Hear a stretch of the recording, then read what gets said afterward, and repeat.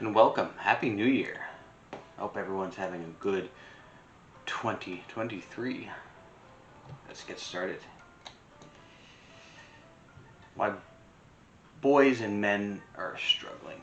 I decided to do this topic today because I think it was last night or 2 nights ago I was having a conversation with a family member, and we're talking about well, why do we hear that in mainstream media? Why do we hear that as our common narrative now? Well, why are boys and why are men struggling so hard now? And the argument that I heard is well, boys and men need to be more in touch with their feminine side. That's what they're struggling. It's that's the same narrative that we've heard for years and years, and that's been shoved down my throat since I was a kid.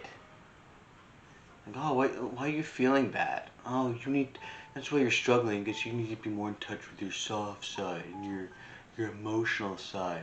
No, that's not why boys are struggling. That's not why boys are struggling. Boys are struggling, one, because they've been told to be more sensitive. And they've been told that for the last 4 or 5 decades. Be more soft. Talk about your feelings. I know, and men and fathers in the 60s and 70s, they were tough, hard men. As the common narrative likes to label them as toxic masculinity. And yeah, because they were men. They were war dads. They come back from the war and come back with all these issues. And yeah, there wasn't a lot of opening up and being affectionate with your kids and being affectionate with your wife, your girlfriend. You come home and you come back from war with a lot of issues. And yeah, I can see how that would be labeled as toxic. But that's not where the issue lies with men now. The narrative says it all the time. Men are struggling because they don't talk about their feelings. No, men are struggling because they talk too much about their feelings. There's a difference. Men have been told for years and years, you got to be more soft, you got to be more gentle, you got to be in touch with their feminine side. And here's the thing. You have to be more in touch with your feminine side. It's a side of your personality. It is not your personality. And that's the issue, is men will take that very literally and oh, well, I'll be more accepted in society. I just gotta be a really soft and very emotional person. No. You want, as a person, not just a man or a woman, as a person, if you want any kind of success in this world, you need to be tough. You need to be resilient. You need to be competitive. You need to be aggressive. In any kind of success in business, you need to be aggressive and competitive and stoic. You need those qualities that label you toxically masculine. You need those qualities. But those qualities need to be used in the right context. So, if you're at work, you're building a business, you're making a lot of money, you gotta have drive, you gotta have ambition, you gotta be competitive, you gotta be stoic, you gotta be masculine. But do you need those qualities when you come home at the end of the day and spend time with your kids? No. That's when the soft side comes out. You come home, you're relaxed, you're warm, you're affectionate, you're kind. When those qualities are used in the wrong context, that's when it becomes toxic. Those qualities that usually that we label as a toxic man. Yeah, in the right context, those qualities aren't toxic. They're very, very necessary, and you're going to want those qualities. But are men struggling because they're not talking about their emotions enough? No. They're struggling, one, because men aren't valued. Men are the disposable sex. We aren't protected and we aren't as valued as women are in the world for men. When there's domestic abuse allegations, who's the one to blame? It's always the man. Always. When police get called for a domestic abuse call and they come in, who are going to target? They're always going to target the man. That man can look the most soft, non-threatening man in the world. There won't even be with the cops, there won't even be a conversation. You arrest that man and you take him away.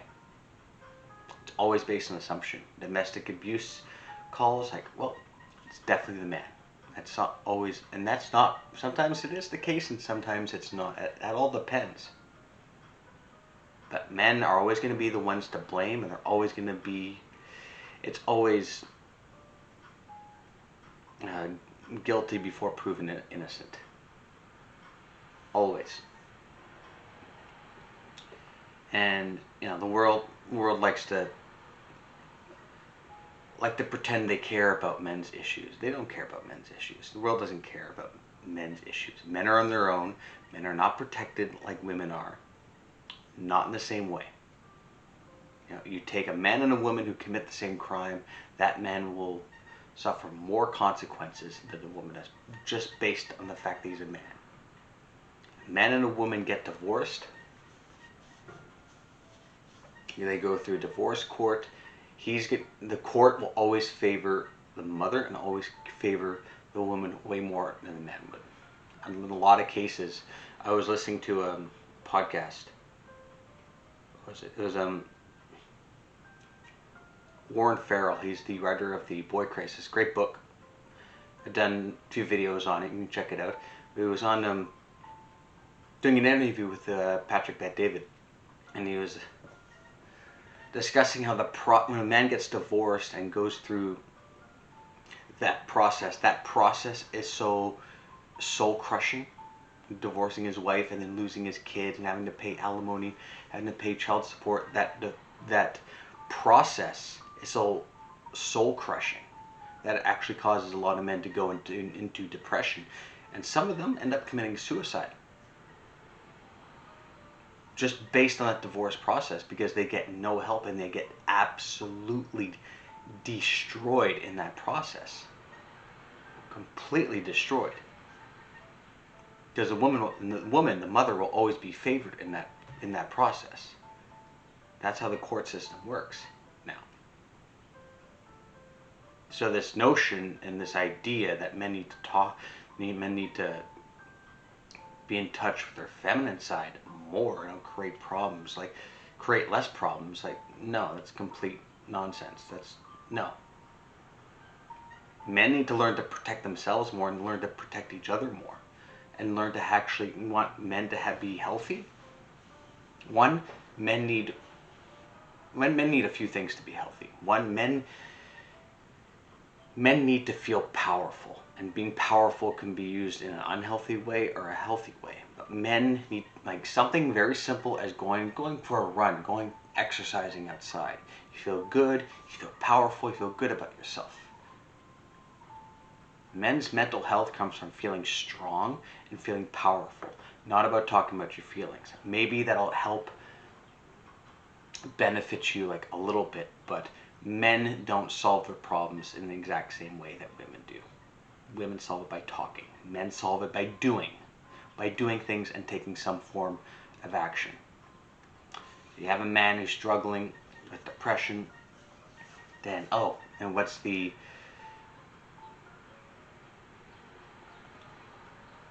common narrative used to help that guy get fixed and help his problems? Talk about his feelings more. No. Take some sort of action. Go to the gym. Move. If you want to talk with a friend, invite a friend over, have a few beers, and talk. Be more soft, Be more soft. It's infuriating sometimes because it's the same thing over and over again. It's the same notion. We hear the same narrative in fixing men's health problems. Talk about your feelings more. Be less masculine. Be less strong. You don't have to be powerful and strong all the time. Yes, you do. You do because you are a man. And yes, you're not going to go through life, not go through your everyday life talking about, your feelings every second of every day. No. Some days I don't feel good. I don't feel good about myself. I'm tired. I'm exhausted. I'm frustrated. Sometimes I want to complain, but I don't. I have that emotional discipline. I don't allow myself to complain over stupid little things because I know my emotions and my feelings are fleeting. If you have big problems and big things, you come back from a tour of duty and you have, PTSD, and that's different. That's a whole new level of struggling with your emotions. But, the little everyday things, I'm not going to talk about that. It's silly because it lasts like half an hour, and it's over. You get a good night's sleep. You wake up the next day, you work out, and you feel fine. It's silly. Because this idea that men are too hard, men need to be strong, and it's the exact opposite. In the last few decades, men are soft. Men are crybabies.